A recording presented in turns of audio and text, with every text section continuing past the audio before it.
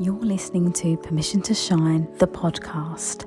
Stories of overcoming obstacles and finding self-empowerment with Sherisse Bisram, Inner Power Activation Leader. The Oxford Dictionary describes permission as the action of officially allowing someone to do a particular thing, consent, authorization. What if you were that someone and you gave yourself the permission to be everything you wanted to be and more? No more playing small and accepting less than. You are worthy of the life of your dreams, regardless of what it is that you've been through. And honestly, it's exactly what you've been through that has shaped you into the version of yourself that you are now. Like a diamond, you've endured so much, but instead of breaking, you've become stronger and brighter. And if that's not a reason to shine, then I don't know what is. And if nature can do it, then why the hell can't you? You are brave, you are strong, you are powerful, and you are enough.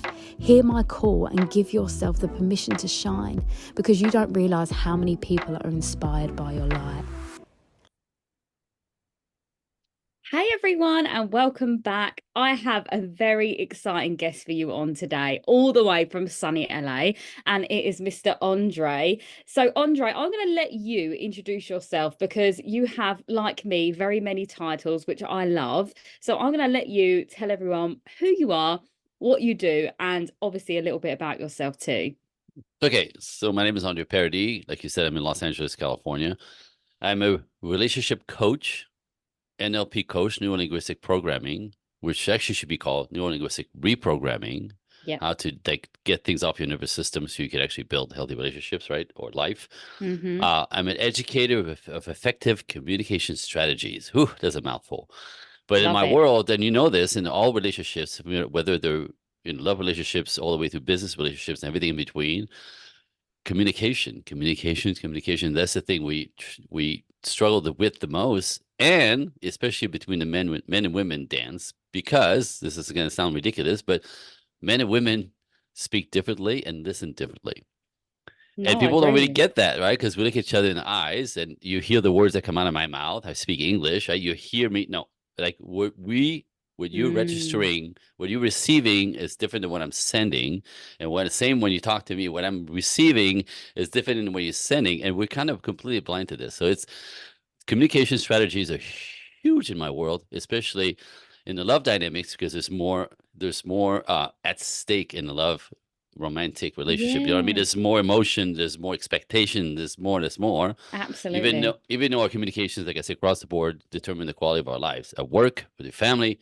Anyway, so that's communication strategy is a huge part of my work, and I have tools and scripts that I literally teach in order to Yeah, get nice. the result that you want out of the communications and your dealings with people, the world, your love life. Also, I'm an ordained minister. That's So, cool. so for some of my clients, not only do I guide them into relationships, but I get to marry them myself. I did two last summers, one Oh, in that's Texas, amazing. one in Vegas, and I did many more before the pandemic. Pandemic kind of put a stifle on that, but it's the ultimate honor for me, Absolutely. to help people get a relationship, sustain the relationship so much that they literally want to put a bow on it, and they go, we're together because of you. How about you fly to Texas to Mm. marry us? I'm like, wow. And by the way, this like it's besides the work that I do and helping people get in those dynamics is my favorite thing to do. Like to put the cherry on the sundae. It's such an honor. It's such an honor to put Yeah, people together in front of God after all the yeah. good work they put in. It's just there's no words for it. I'm just saying. I'm a I fortunate love man. that I'm a so much. fortunate. And I will say, Andre, as well, I don't have many men on the podcast, but I feel like when you obviously messaged me about having you on, I was like, yes, we need to be having this conversation. And I need to have a male perspective sometimes to, especially from your position of the clear communication, the understanding. I think it's really nice to have you in this space and to be sharing the other side of it because I have a lot of female listeners and I do Yeah. have some men too, which is amazing. but I guess everything that I do and deliver is based from my perspective of being a woman. So I Right. think it's really great to have you on. And, you hit the nail on the head about the conversation thing, because as part of my healing journey, I was looking into Imago theory quite a lot. And again, there's talks about the dialogue situation and then the script situation. And so everything you're saying, I'm like, yes, I understand that fully. And I feel like I have practiced that myself, actually, with the knowledge and the understanding of it. So it's a great tool to have for so many people. So I'm really excited to have you share, obviously, so much more of that, and maybe some stories as well. And how beautiful that you get to like complete your Oh, work. That is just a beautiful thing. The fact that you get to marry people, like, how wonderful. I mm, love all of that. But I would love to know how you fell into this line of work, because obviously it wouldn't have just been, because obviously I know that you've been a dancer and you've had yep. some really great aspects of your career. So Yep. what brought you into this field? Oh, the story of my life quickly. So let me just say, I'm going to try to get there quick. There's three phases of my life. So, Hmm. uh, I, I, I, at the age of 5, I came to the conclusion that I was born in the wrong family. Like there's something about being a sheep, a black sheep. I was not a black sheep. I didn't belong there. Hmm. Now, explain that to me. I can't understand it. It became obvious. I always had that feeling, but at 5, it all came together. When my thoughts and my feelings came together, I'm like, wow, Mm, something went really wrong here. Okay, that's weird. That's actually really freaky at 5 years old. Realized that I was on my own. I was going to have to raise myself and didn't quite know. Anyway, so I became an observer of people. I was the kid who watched everything, trying to understand my circumstances, but also trying to understand the world. Like, you know what I mean? So I became the kid mm, who watched everyone.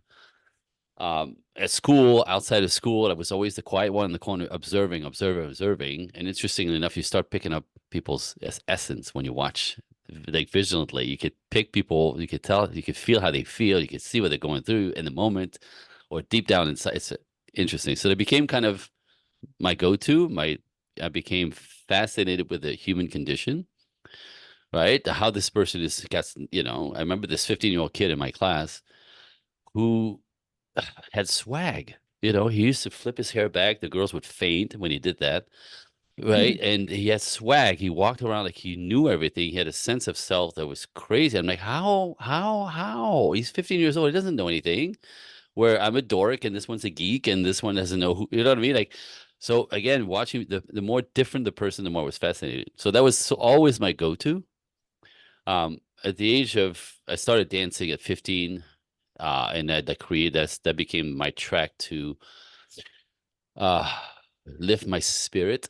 I was a miserable hmm. kid. I was a sad kid. So that sort of lifted my spirit, and that's all I wanted to do. And like you said, I took it all the way to Michael Jackson and Prince and Paula Abdul to Los Angeles and the lifestyle. And I did for 15 years. And I was in Thailand for 4 months. I produced the top female pop stars, world concert.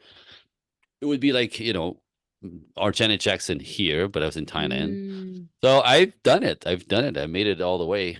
Part of that, though, that was, again, dancing, it lifted my spirit and it just kind of kept me alive. Like it saved my life, really, ultimately, mm, from where I came from. But all part of all of this, I started doing personal development at 23. At the time, it was weird. The people were like, "What? You gonna spend a weekend? What? We're going to the beach. We're going to the beach." I go, "Yeah, have fun." Right. Anyway, so I was into discovering who I am, my possible everything that I didn't know. I'm very curious by nature, and I was like, I'm hungry for information. I'm hungry for challenge. I'm hungry for knowing. I'm hungry for living my best life. That's always my go-to. Like, how do I get in front of all this? My own stuff, my own limitation, whatever. So always, always, always seeking. So fast forward, I had another business in between in Los Angeles. When I stopped dancing, I opened a car business in Los Angeles that just exploded really, really quickly. Allowed me to raise my kids, allowed me to buy a house, all the beauty of stability of being on the ground, having a brick and mortar business as opposed to flying around the world, right? mm. Which is great, but again, when I want to be present to raise my kids, so Yeah. I got myself grounded. So I did this for years, still personal development, personal development, personal development. At one point, in 2006, I ended up in a workshop. It seemed to be random. I was up north in a business workshop trying to push the ceiling off of my own business at the time. I'm trying to like learn more. So of course I'm in a workshop for 3 days to learn how to raise the roof, right? And on the flight back to Los Angeles, uh, I'm sitting in this, I'm sitting in the same room with this couple I met during the workshop, which to me, I thought it was completely random. Up till that point, I thought life was random. Things happen Mm.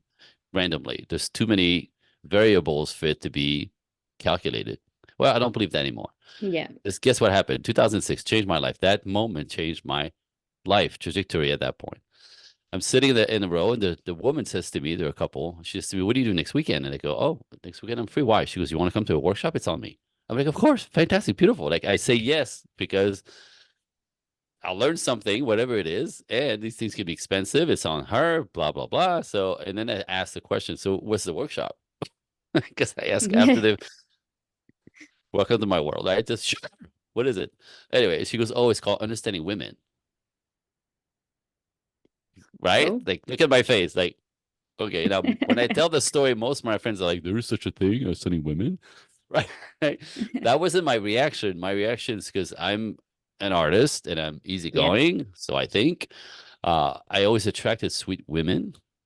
When you meet my wife, you go, "Oh my God, what an angel!" Right? That's always the type of women I attracted. So I didn't do the crazy stuff my friends did with relationships and yelling and the fighting, and I seem to have this, right? And I thought it was me and my artistic ways, but I couldn't have told you why or how exactly.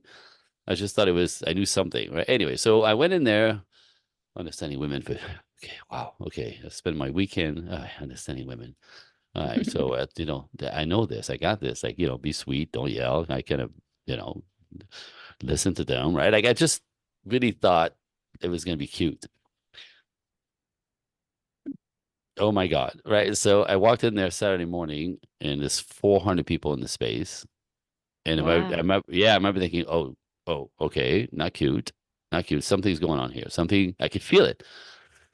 And sure enough, during the workshop, and they had it really, that was very clever. There was more women than men in the space, which I found weird. And I'm like, what are the girls doing here? Understanding women. Like, what are the women here, right? If you had a workshop for men, if you had a workshop for women called Understanding Men, there would not be one man in the space, right?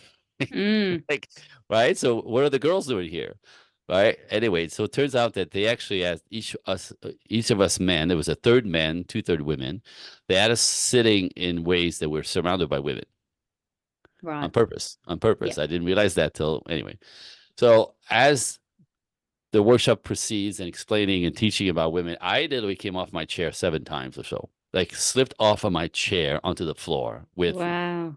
how the hell is that possible? How can you fight? And she would stop and say, just so you don't know or think that I'm the crazy woman in front teaching you these things, let's take a 2-minute break, 5-minute break, and let's ask the ladies around you. And like I'd go, no. And they go, yeah.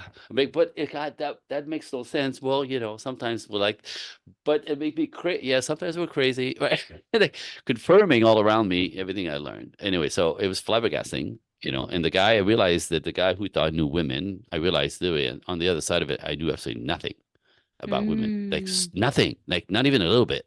This was completely unthinkable what I was learning. The way you process, why you think things personally, the way you communicate, where you think, oh my God, oh my God, oh my God, oh my God, the way you don't feel safe in the world constantly, Yeah. constantly. No concept of that as a man, right? Which is often Yeah. becomes like to you, it's so obvious to us. So we'll scare the hell out of you not knowing. We'll freak. Anyway, so at the time, by then, I'm married with 2 little kids. We're doing great. I'm not looking for this information. I'm a businessman looking for business tips, but this thing falls on me. And I came home flabbergasted and upset because I realized if I know nothing about women, that means I know nothing about my wife. Mm. And that scared the life out of me because all my siblings are separated and divorced 2, 3, 4 times. Seriously, like I have 4 siblings and they're all messed that up. And my first thought was like, I'm not going to mess this up. I'm not going to. We're not going to be a statistic because I didn't know. right? Yeah, for sure. My brain would not allow that. So my curious brain went into that company. I took all their workshop, became a workshop leader for them because I'm a teacher, and that was the beginning. That's how it all started. 2006, by 2009, I opened Project Equinox, my own company, and continued studying. And I still, to this day, continue studying with like masters in the field, John Gray, Esther Perel, Shanti Felhan, Dr. Pat Allen, Los Angeles. Like, let's never stop. And I'm still researching every day, but I'm standing on the shoulders of masters in this field. So Mm. now this is my entire life. It was so much so that, I had to sell the other business to be here full time, serving people, helping men and women, and ultimately helping to change the cultural belief out there that the stuff that doesn't work. That's what I'm up to. It's a God mission now. Yeah. Oh, I love that so much. And thank you for being so open and vulnerable with that, because I think it's really important to hear that. And I think a lot of men would never say those words that I didn't know, I didn't understand. So I think that's really powerful that you were, yeah, just aware enough to say that, which obviously, evidently, you've been in this pursuit of yourself your whole life. And Right. it's really funny how there are lots of similarities obviously in our journey. Obviously I Yeah. didn't go into the field that you did, so it starts like kind of part way, but even down to running a car business, didn't do that part. But I think the beginning early life part is definitely very similar in terms of just realizing that I didn't want my life to follow as it did with my family, so I chose to make some changes. And yeah, just Oof. being aware of behavior and just understanding that it ended with me. And you said 5, right, for you. I think I was 6 years old and I made a commitment to myself that I would never let anyone treat me the way that my mum was getting treated growing up. And from that point on, I kind of armored up a little bit. So when I did my career and I got to 23, I started to realize that I was almost attracting or manifesting quite negative things into my life. And then I Mm. realized that I was the thing that was attracting that. But there was Yeah. still limiting Yeah. beliefs and Yep. programming that I've Yep. obviously been projecting outwardly. So then that's when I Yeah. kind of loosely started my journey of self-discovery. And then, yeah, it's only really been, I would say, the last 4 years that I got to do my deep dive when the pandemic hit. But I would Mm. say even down to the relationship part for me, that's all fairly new. I'd say only probably the last 2 years I really started to understand the complexity of that. And even down to like how my inner child wounds have programmed my mind to be more masculine than feminine. So there was little Absolutely. things that I was doing from survival protector mode and I wasn't able to receive like a feminine would, like in the Yep. feminine energy space. So Ooh. there's been lots of healing in those spaces. So yeah, I think I really take my hat off to Oof. you with that. And some of the names that you mentioned are people that whose books I've read and listened to. So I absolutely, yeah, it's incredible to hear that you're in this space. And we do need more men there, like we Mm. need more men, being allies for women in this space and saying, I see you, I hear you. And I really do. It's not just me saying it, I really do see and hear Right. and feel you. So I love that. And I do want to know, obviously, because of all of this, the Yeah. work that you do, is your relationship thriving as a result of it? We're about 32 years together. I would say yes. Amazing. But That's I mean, like, beautiful. it's not even together like we're tolerating each other, right? Like we're just two kids still. We date every Mm, week. We're on a date. We take a dance class, we take a salsa class or tango, Argentine tango class together privately. So I hire somebody privately. We have our nice. class together. This is how we connected. This is how we met. This is how we bond. She was one of my students. Oops, she's a ballerina by her work. So we're both dancers. This is how we connected. This is how we met. This is how we keep bonding. So we do a private dance class together, and then we go on a date. And this is like the main the connection to sustain the connection that because people stop doing that in the relationship in their marriages, kind of like and then people start feeling taken for granted, and it kind of diminishes the connection. But for Mm, us, the work that I did, understanding the importance of communication, to be able to speak and negotiate your wants and needs respectfully, right? We don't. So it gave us a language completely because my wife is easygoing, but she's a woman, and she probably she functions like a woman, and often, God, I remember as I was learning all this stuff, I used to come home and like share it with her. Like, guess what I learned? Guess what I learned? mm, Like I said, we're talking years of this stuff, right? Um, and at one point, I came home and I just found out this weekend, I came home from that, from a a class or a workshop because with whomever, I think that was Ellison Armstrong, that one. And it says that, apparently you ladies get your feelings hurt all the time by men. It's incredible. It's terrible. Right. But I never thought that I hurt her feelings because my intention as a man is to never, why would I want to hurt her feelings? Why would I want to like upset her? Right. I never have that intention.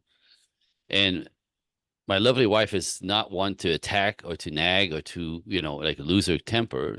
She's got big brown eyes. And when she was hurt, I would just see her kind of fade away. But I never thought it was me. I never thought it was me. Because I had no intention to that. I love her. Never want to upset her, right? Or hurt her feelings. Anyway, so I remember coming home with I just found out, women get their feelings hurt all the time, in a relationship. Is that crazy? That's like unbearable. And she just looked at me. And I'm like, what's going on? And she's so sweet, right? She could have said it differently, but she says, babe, I get my feelings hurt all the time. And my face went to the floor because it's never, ever my intention. I'm going to tell you, with any good men out there, it's never our intentions. We just don't know we're doing it. We're doing it. Again, safety that we don't understand, connection we don't understand, communication, conversation we don't understand. If you don't feel connected to me, you'll assume something about me. I don't care. I don't love you. I don't respect you. Right? I'm slipping away from you. It freaks you out. We hurt your feelings all the time. I took it all the way in. I could hurt your feelings saying something or not saying something. Explain that to a man. Explain that to a man. So I didn't do anything or say anything, but that I heard. But yes, I could see it now. I could actually be in the space of understanding a woman's mind as much as I can from the perspective of a man. But I've been at this for many years now. I actually could feel when you say something as a man out loud. You're like, "What that would feel like to receive as a girl." Oh my God! Don't say that! Don't say that! I can't believe you said that. Right? Something that means nothing to us. That would be not. We don't understand how we hurt your feelings. We don't understand it. Right now, in reverse, what's interesting and that women don't understand is we hurt your feelings all the time, not knowing, and really not knowing. Now, some guys are mean and vicious, and I call them boys, right? That's a different story. But natural males never want to hurt your feelings, want to provide and protect. But get this: as much as we'll hurt your feelings, not knowing, I promise you, we don't know. It's so obvious to you, not to us. You get this in exchange. This is kind of the payback, maybe. I don't know. But you ladies will disrespect us constantly, not knowing you're doing it. Which is as much as it's as much of an injury to us to feel disrespect by the woman in my world. To be disrespected is as damaging as me hurting your feelings. And you don't know you're doing it because these things would not just make you feel disrespected. But again, you have a different chemistry, different body, different brain. Do you know what I mean? So like this is where this is the part that I bring together to teach this on both sides. So he understands why she takes things personally, why she gets her feelings hurt, and how to fix it, undo it, repair it, apologize for it, right? To fix it, as opposed to, why you take that personally? I can't tell you anything. Jesus Christ, right? Like, that's what we do. Like, this, let it go. It's stupid. That's not what I said. That's not what I meant. Right? Oh, yeah, that helps. That helps, right? You might as well throw a brick in her face. But men this is how we do it, right? Forget about it.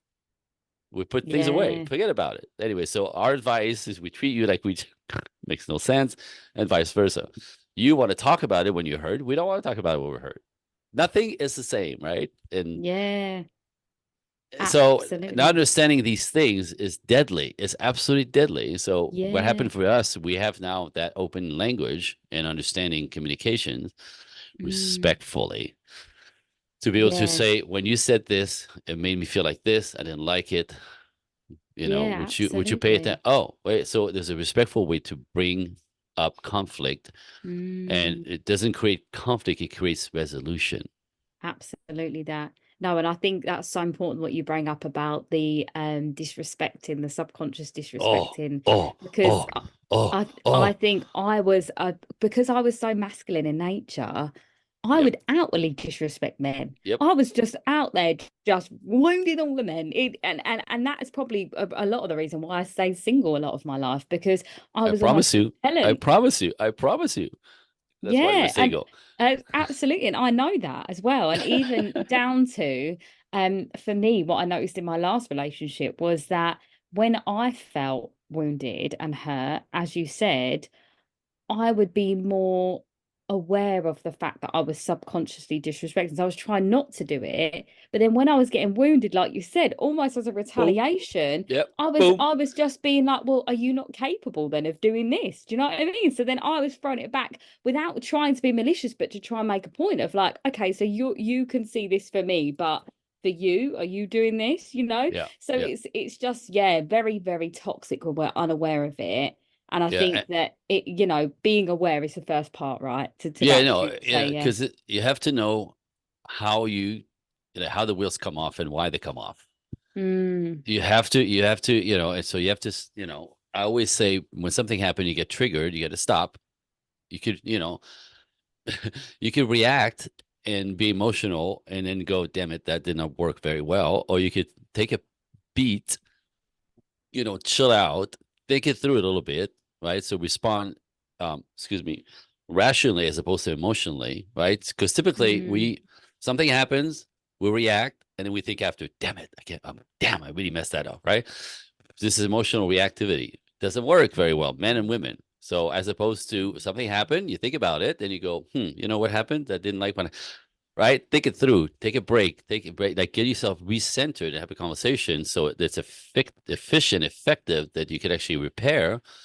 This is another, but the assumption, a lot of the stuff that we do to each other is that to a woman, I can't believe you did that. I said that, right? I have to fix them. So then you go on to the mm. attack because you're frustrated and angry. Do you know what I mean? That Yeah, on him is an attack. Now you have to understand when you deal with men, you're dealing with warriors. We're warriors at heart, right? So if you attack me, even if you're right, we're pushing back. You yeah, don't get to attack me, right? And you're gonna lose. If the guy's yeah. masculine at all, you're gonna lose. And now you're like, I'm just trying to make you see that, no, right? But you can't attack a warrior, like, Mm. and then you're gonna feel worse. You're gonna see, I try to tell you, now you're a jerk. You're not listening to me. Well, because an attack will not open the channels for conversation and you know Yeah. I've problem seen that solving. so clearly as well, from my childhood experience, from my mum and dad's relationship, Mm, super volatile. It yep. never really, it, there was never really clear communication. And my Yeah. mum would just, when she did start to raise her voice as I got older, it was just end up in more conflict. Whereas with my stepdad now, he is very masculine in nature, but like you said, divine masculine, protector. He's Yep. never doing anything to hurt my mum. And my mum is so divine feminine that if anything happens, they both have time, they come back, and then they handle it in such a calm, compassionate way that it's just a really beautiful exchange. And I always say Hmm. to them, because I always make a joke about their relationship, as couples do. And I always say to them, I was like, honestly, you are the best couple I know because of the way you handle things. Yep. And it's from that space of just compassion, understanding, and stillness, Yep. isn't it? It's finding that space in between to breathe, like But you said.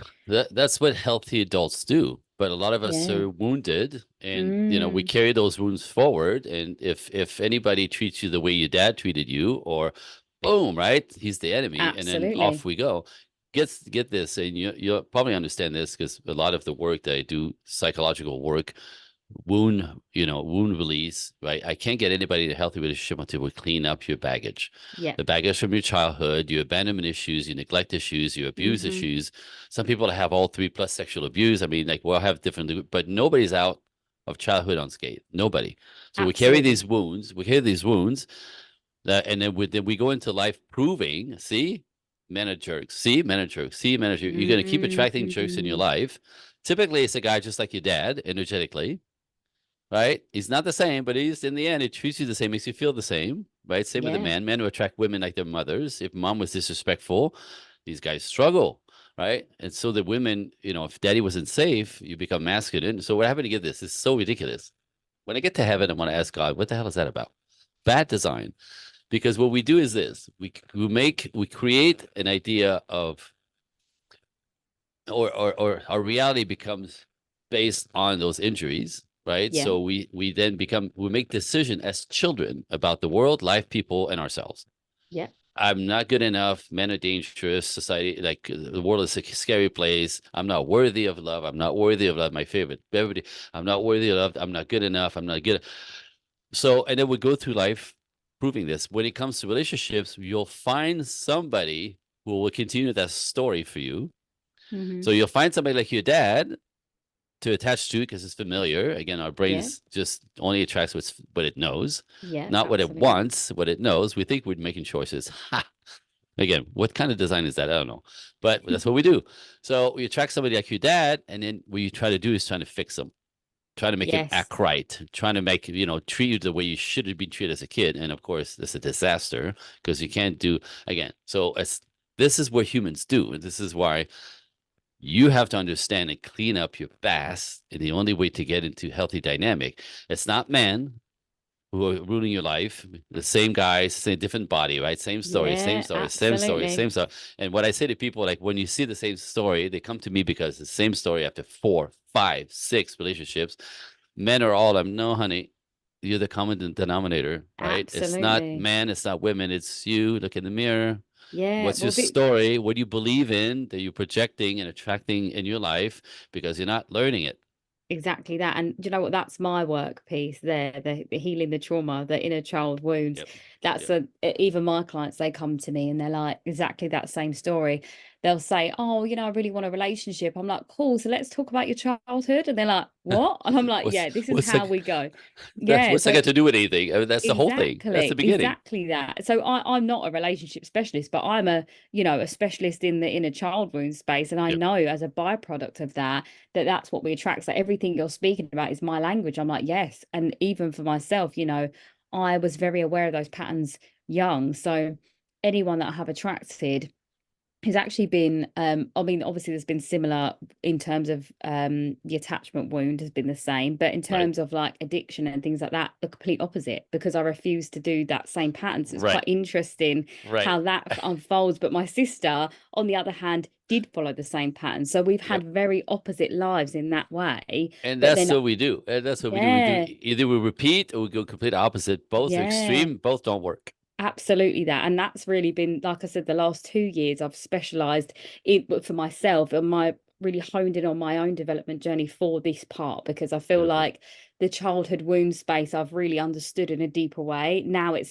first it was self, now it's external, how that exactly manifests out. Manifests outwardly. Because that's what they do, right? How you feel will manifest. You will go in the world and prove it, find it, see it, bring it home.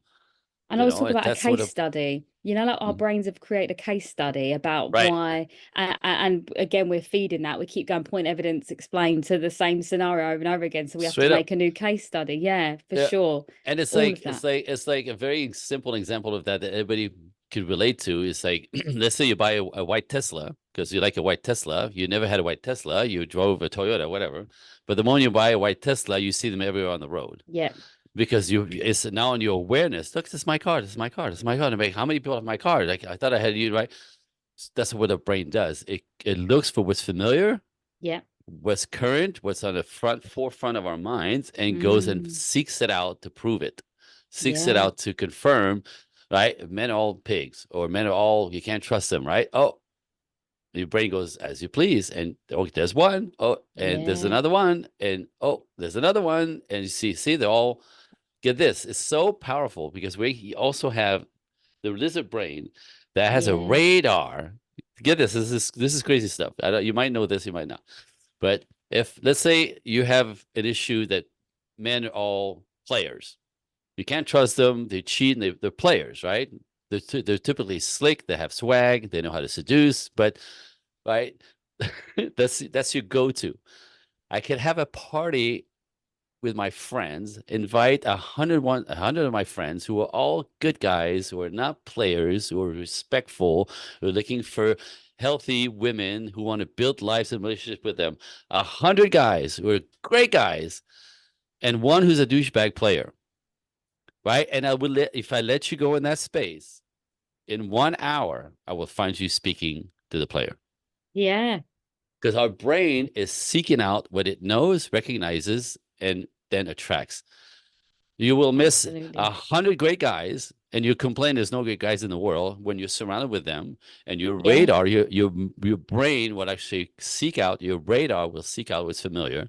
And 1 hour, I'll find you with that guy Yeah, flirting with him, blah blah. My goodness, I've never, and all the stupid things that we do, right? And you'll continue your story, right? That's what we all do. That's tragic. That exactly. is And absolutely tragic. yeah, and I've got a couple of things I want to say on that. So one, I noticed that I was saying that story for a long time about that I thought men were Yeah, no good men, all of this rubbish. And they never, blah yeah, blah blah. and I stopped myself because I was like, I don't want to see that anymore because I know the game of manifestation. So I was like, right, I'm going to make a conscious choice now to not see that and to only see good guys. And that is happening right now for me in active time.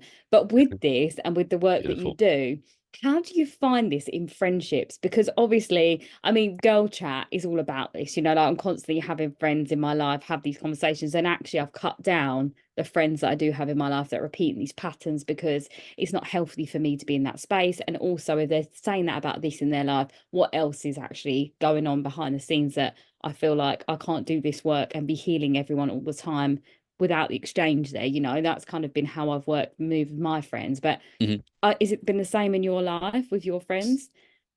So there's this, as we grow, this is my experience. As we grow, as we change, as we understand, as we upgrade our understanding, right? Our vibration changes. Mm, And so what happens is people that I used to relate to, 10 years ago, who kind of fitted my model of my tribe, as I kind of upgraded just by the learning, the practicing, the work, kind of find myself not able to relate to them anymore. mm, And find them sometimes like, what am I even like, why is this person around me? Do you know what I mean? And naturally, energetically, kind of weeded out people who don't fit my vibration. It's vibration. really what it is. My vibration, if I elevate people, and what happened is people who, when you change, because you change, if you do the work, people don't like people to change. Like Yeah. they resist change. So then you get stuff. And again, this is why this is my signal. When somebody says, "Oh, like you think you're better than us now," Mm, because they want to bring you back. They don't like to see you thrive or get ahead, right? Like somehow, well, I don't really want to hang out any longer. Or what the hell's happening? You think you're better than me now? Like, what's going on? I see you sort of like stepping into this whole new. Well, no, I'm not. But I don't want to be around you anymore after you say something like this, right? yeah, Because definitely. people resist change. That's the human condition. We know this. Change is scary. Change is uncomfortable. So people who are like miserable like to stay miserable. So when you step away from that, they trying to bring it back down. So one more so people will show you, tell you, where they're at. And as you try to grow and upgrade, they'll try to pull you down. And sometimes Yeah, my family member, actual blood family, will do this a lot. And sometimes you have to release your blood yeah, family and find your tribe and your family out in the world that are not blood related, but really kind of are your tribe, support, understand who you are, and or like the evolution, the evolving of doing the work and wanting to manifest a better life. And typically there's a lot of spirituality that comes with that. And like I said, it's not for everybody, but mm, like it seriously, people have to fall out. It's interesting. What I've noticed is people have to fall out away from me, and the ones who really care for me, love me, go, wow, like what else are you doing? Right. And they join in, are excited for it, and they kind of want to get on the wagon. It's yeah, for sure. pretty I fantastic. absolutely agree with you on that. And that's been very much my experience too, that energetically it just feels like the right time. And exactly those conversations are where it kind of pulls. And I think, yeah, it is that, isn't it? Our vibe attracts our tribe for sure, which, is so beautiful. And That's I guess, beautiful. Yeah. yeah, I guess now I kind of would like to know kind of what are would you say are the key points where people are going wrong in the relationships, like your top three, like Whew, things that you notice whew, are whew, like whew, whew, collective whew, across the board. whew. Um, and then I guess the resolving of that with the being the clear communication. Okay. So, God, that's layers here, layers here. But okay, what I see now, it used to be different. 10 years ago, the challenge was very, very different. 10 years Mm, ago, it was always the men-woman differences, right? They don't understand each other. So she's crazy again. I don't know what the hell's wrong with her, right? She's mad at me. I don't know why. I do what she wants me to do, and she's still mad. Like, so men have this like, I can't, I don't, God, right? It's frustration. And the women like, he doesn't talk to me. He gives me one word answer. He doesn't care. He's cold. He's distant. He's detached. I don't think he cares for me, right? That was always the man-woman thing. 10 years ago, and this kicked in worse with social media, the whole thing changed. Yeah. And what's happened is the idea in our culture, and it's around the world, in Los Angeles, everywhere, New York City, everywhere, the idea of equality, right? With the feminist movement, equality. So what happened is equality, equal rights, equal pay, of course, fantastic. That's what I'm talking about. But I saw it coming in a pulse where it came, now it's coming across. Now what it is men and women are equals, as in the same. So a man has to be Yeah. more sweet, sensitive, and vulnerable and talkative to be a good man. Well, no, that's your girlfriend. Your girlfriend will be sweet, sensitive, talkative, and vulnerable with you. A man, that's not his go-to. It doesn't mean they're not capable of that, but to expect men to be and act like women in our culture Yeah. now, to be actually good man, good enough to talk to get in relations with, it's not. It doesn't work. They don't exist. It doesn't work well. And the ones that do this are not men. They're called boys in my world, and you can't respect them because they don't step up. They don't make you feel safe. Yeah. Yeah. So that doesn't work, right? But it's the new go-to. Man is supposed to be, and if he's not, but it doesn't work. Now, on the other side, women are raised to be boss babes, strong, independent, and powerful. Go Yeah. girl, make some money, get yourself safe because you can't trust these guys anyway. Really? Right? And the idea of a woman being more masculine is the new go-to natural. Well, what happened is it's fantastic for money and career. Sure, go ahead, full out. Okay, except it's a kiss of death in relationships. Period. Yeah. Because if you're masculine, and you know this, you've been there, and I'm sure you still touch on that sometimes, the moment you get, right? It's if you're masculine, you want to control everything, you want to boss people around, you're Yeah. demanding, you're uncooperative, you're disagreeable, right? You're combative, right? Because I'm independent, right? That's all good, but try this with a masculine man who, right, needs his masculinity to be respected. So what happened is when you're Yeah. masculine, you're disrespectful to my own masculinity as a man. Yeah. And masculine men don't want any of that shit around them. I want to say it like Yeah. this: it's shit for us. If you're gonna show up with your balls out and put them in my face, I'm out of here. And No, absolutely. so much so that even the vibration of that, right? Like masculine men will not give you the time of day.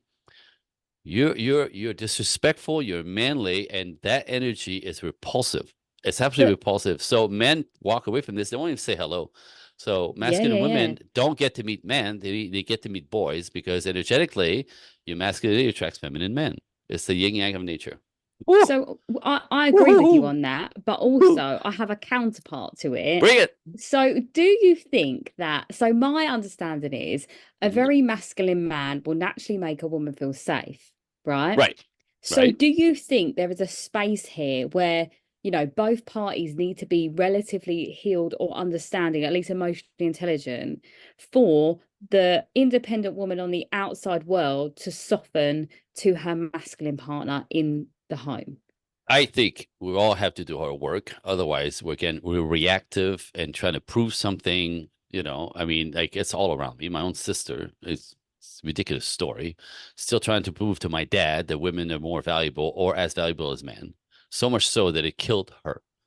Mm, Like she's on, she's on.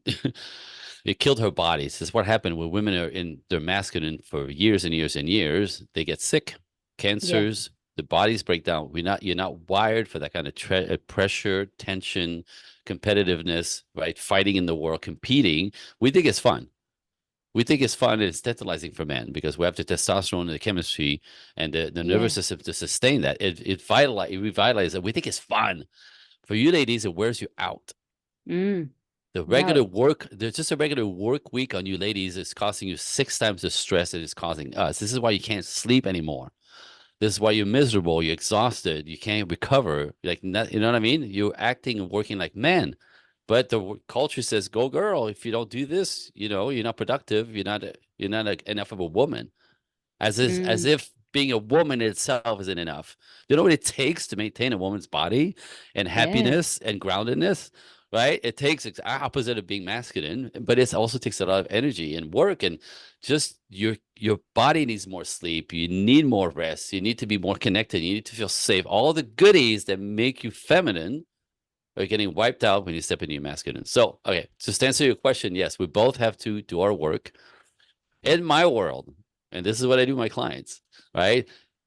It's not undoing your boss babeness, right? Like, I mean, like everything you build, everything you are, everything that is you, you go, girl. I love it. I love it. I love it. But typically what happens is you end up tilted, Yeah. especially if you have injuries as a little girl, right? And like the men who are too soft, the boys, I call them, are tilted the other way. No Mm. father role models, mom was boss, and then basically emasculated him and castrated him in childhood. So now he thinks women are here to serve him. Yeah. Exact opposite of man. So Mm. tilted, not healthy, and never going to work. Chaos, chaos, chaos. So again, as a woman, it's not that we change this.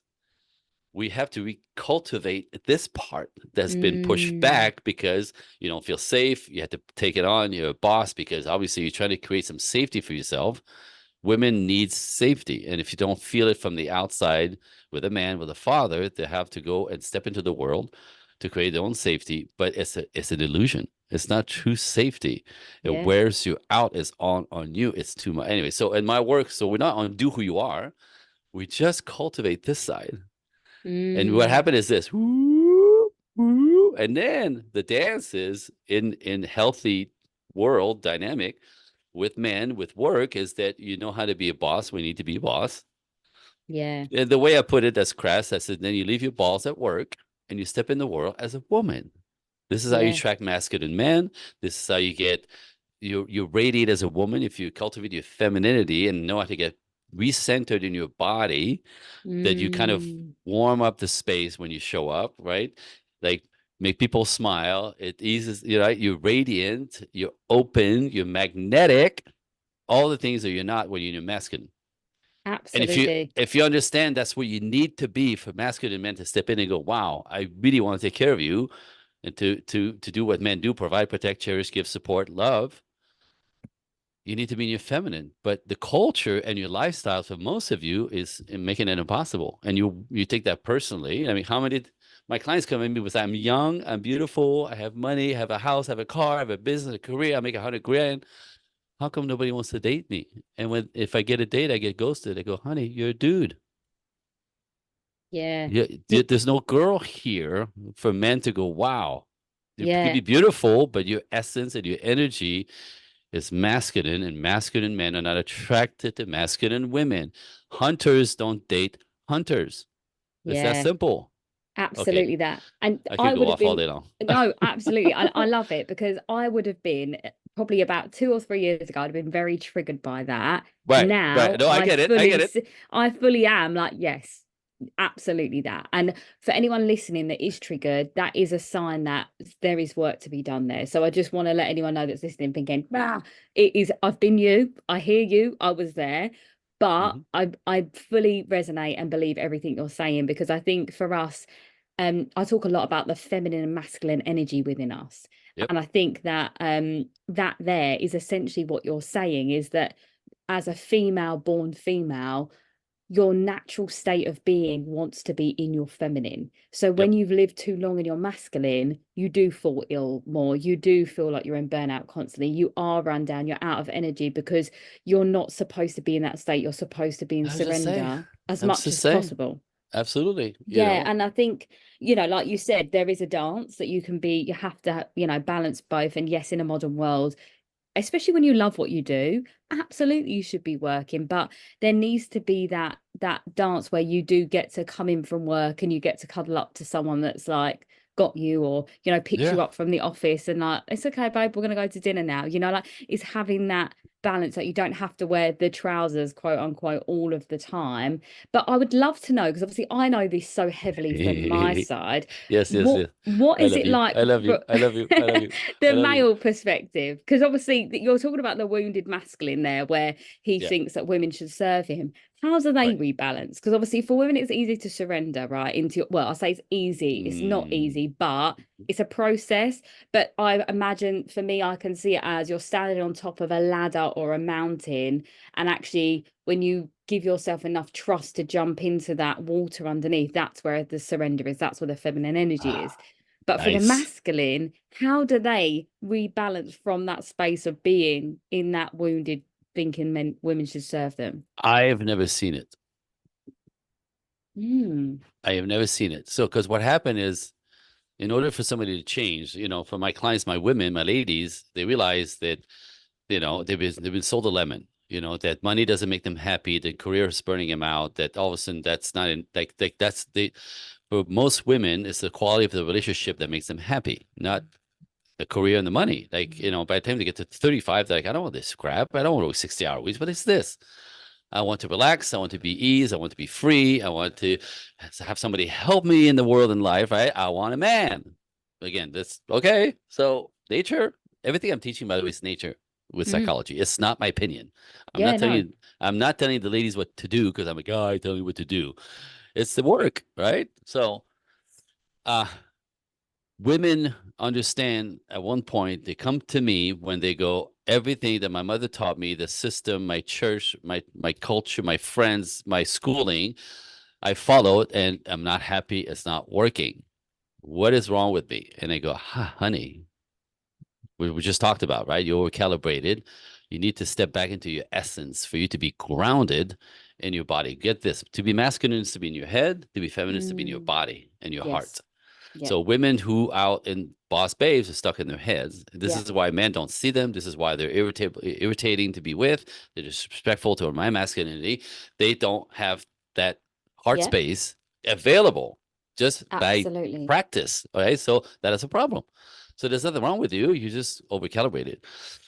So women when they understand something is wrong and they step into the work, right? We do the work and we slowly kind of recalibrate them because I'm just bringing back the essence that is already in you. Yes, absolutely. She's in there. She's just way pushed back and screaming to get out. It's what I teach too.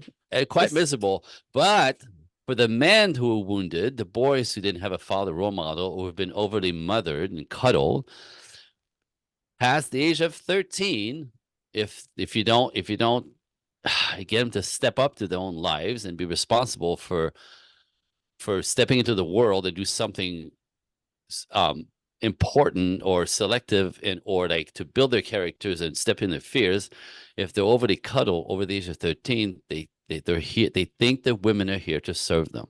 So they don't want to work. They want to lay back. They're like often musicians, artistic personalities. They want to go with the flow, feminine. They don't want to take responsibility for you, feminine. They don't want to responsibility for your kids, feminine. They don't want to marry you, responsible. They want to take from you as opposed to give to you. They believe in 50-50, right? They live small, right? They move into your house a couple of months after you meet them because his landlord's a douche and I'm just going to be here for a little while. He never moves out. He never pays rent. He borrows your car because he can't afford to fix his piece of crap. You know what I mean? He borrows money. He says he's going to pay, never pay. He's here to be taken care of. He's been to be mothered, but they're seductive. They're sweet. They're good in bed. They're talkative. You think, oh, finally a guy who's sensitive. Yeah. And you end up being his mom. And eventually he's having an affair with somebody else because he'll let you pay for everything and nobody wants to have sex with their mom. So this is a shit show. It's a freaking shit show, right?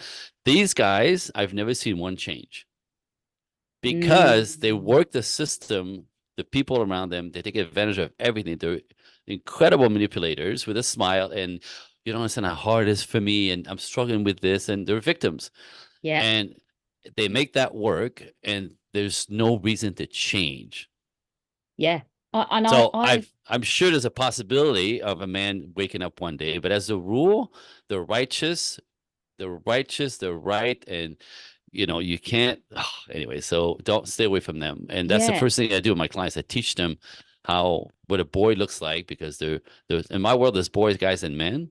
And the only ones that are dangerous are the boys.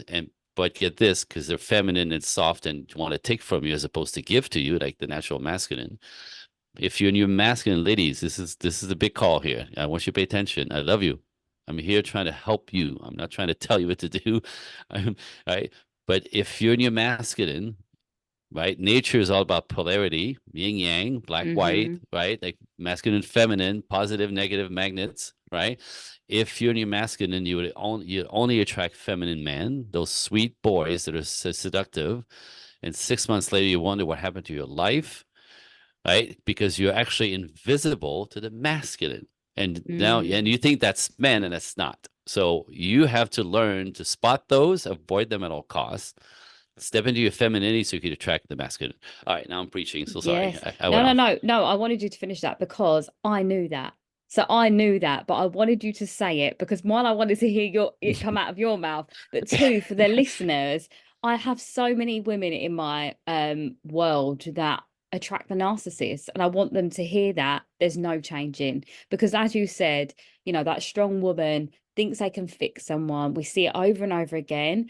I have a very good radar for that, and I sense it even in friends now that come into the world, and even like with some clients, I can kind of sense that out. That what are they looking for? Are they looking for me to fix them, or are they looking for me to guide them into a solution? And I think that comes with, like, I use discernment all the time. Like, that's my favorite word. I'm like, when we build up that self-awareness and we have that discernment to be able to see for ourselves.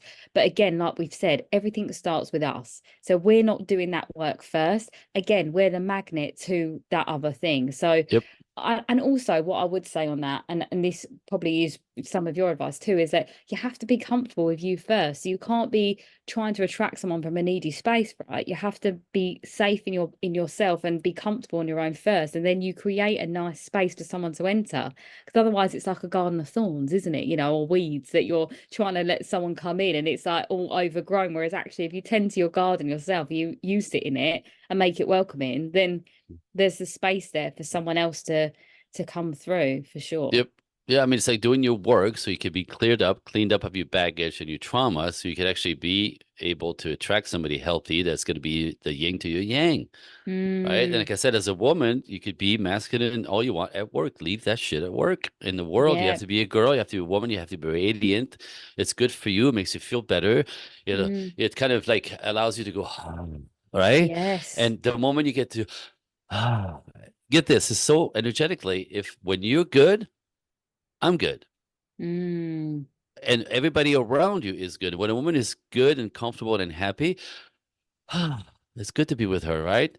When you're happy, I'm happy. When you're good, I'm good. If if you feel sexy, even if you are not the standard, model figure, it doesn't matter. If you feel sexy, you're sexy. You understand that? Yeah, It's like it's how absolutely. you feel that we pick up. You don't understand how your vibration affects all of us, men first, women as well, right? When you fall back into your lovely, warm, inviting, magnetic femininity, the world's a better place. You Absolutely. warm up the room when you walk in it, as opposed to create tension when you show up in your masculine.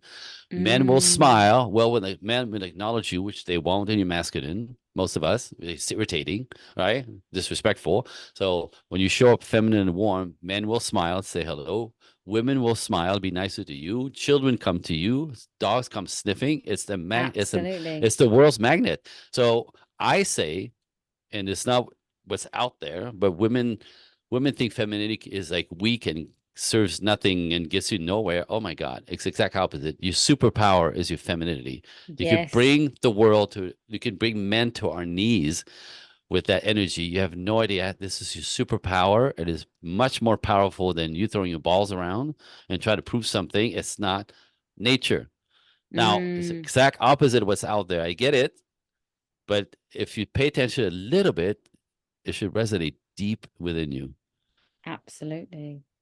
And I hope it does. It's not, we've been sold the lemon. No, I absolutely agree with all of what you said there. And I think that that's everything that I teach, in that everything's already inside you. I just help you find the light out of the darkness, That's right? it. That's That's it. always my thing, for sure. But it's been so wonderful to talk to you, Andre. And you did tell me, you gave me a disclaimer. You was like, honestly, it could go on. We could talk about loads of stuff. And it was really beautiful. But I feel like we captured the real essence of what it is you do, but from a like a spiritual space, really, which was really nice. And I felt like it very much was a conversation that I would have with, you know, if I met you at a coffee shop and we bumped into a conversation with each other, I feel like we would have this conversation. So it felt very natural, which was really Yeah. nice. So if anyone wants to follow you, find you, work with you, where can they do that? How can they do that? Okay, I'll give you all the links, but I also have two gifts for your listeners, if it's okay. Yeah, of course.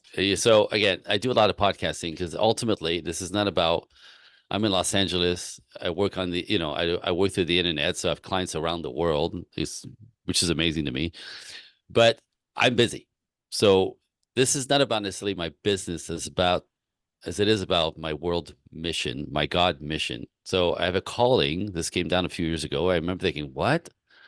That as the teachings, what I bring forth is because that's considered disruptive to the way it is out there in the culture right now. Right? I'm teaching stuff that is more traditional, but it's not going back to the 50s. There's a modern way to do this. There's a modern way to do relationships that work in the modern world. But right, it's kind of, I'm a disruptor of the cultural tidal wave.